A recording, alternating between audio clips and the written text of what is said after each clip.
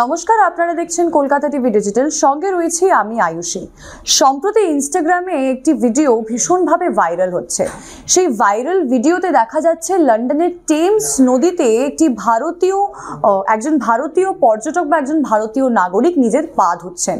এখন হয়তো অনেকের মনে হতে পারে যে নদীতে পা ধুচ্ছে, এটা এত বড় খবর কেন বা এটা এত বড় ঘটনা কেন, ভিডিওটাই বা ভাইরাল হলো কেন। ভারতবর্ষে হয়তো আমরা অনেক সময় গঙ্গার ঘাটে পা ডুবিয়ে বসে আড্ডা মারি, অনেক সময় চান করি, কিন্তু বিদেশে কি এরকম আচার আচরণ, এরকম ব্যবহার করাটা আদেও উচিত?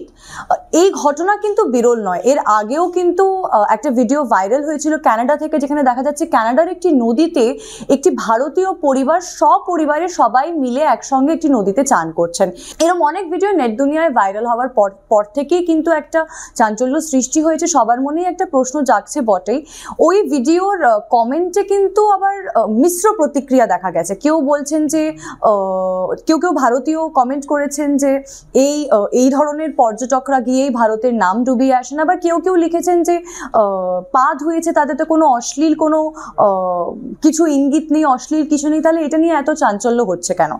এই ঘটনায় গিয়ে কিন্তু মিশ্র প্রতিক্রিয়া। আপনারা দেখতে থাকুন কলকাতা টিভি এবং কলকাতা টিভি ডিজিটাল, রাত দিন 7 দিন।